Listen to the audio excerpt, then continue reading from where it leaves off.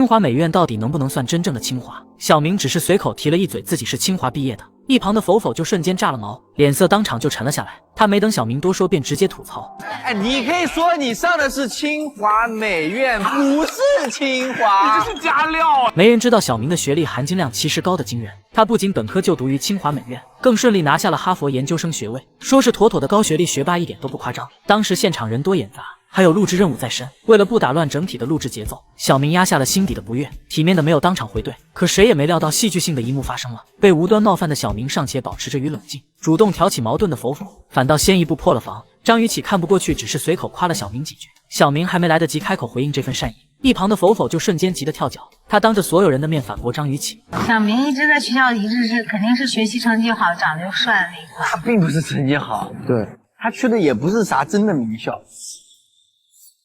聊到成绩相关的话题时，小明起初还能笑着点头附和，可否否得寸进尺，竟然当众贬低起了小明的母校。这一刻，小明压在心底的怒火彻底忍不住爆发了，他不再隐忍，当场就和否否争论了起来。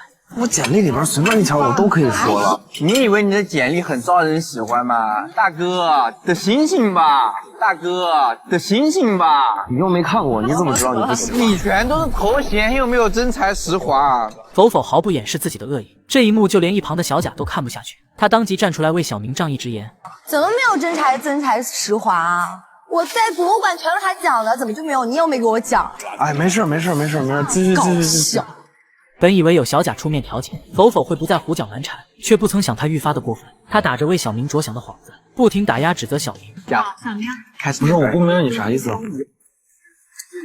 不是你老用清华、哈佛的头衔，清华这个词他提的比我多，没有，对不对？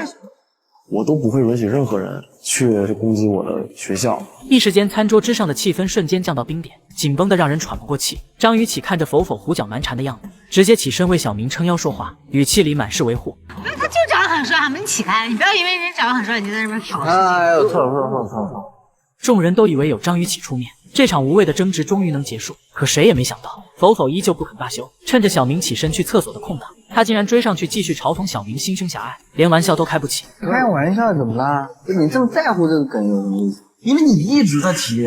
如果说你是一个清华美院和清华的学生，这是有区别的。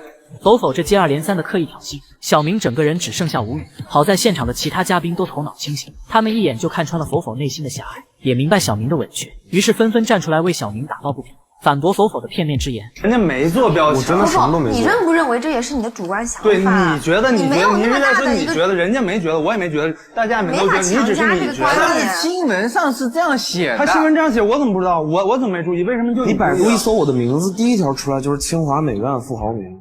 可即便所有人都在反驳他，否否依旧我行我素，不肯退让半分，死死坚守着自己那套片面又错误的看法，不肯认清现实。镜头一转，所有人都一步来到了甲板之上，本以为能换个环境缓和气氛，但眼看否否依旧还在针对小明，张雨绮终于彻底忍不住了，她直白又有力一句的话，瞬间让否否当场闭了嘴。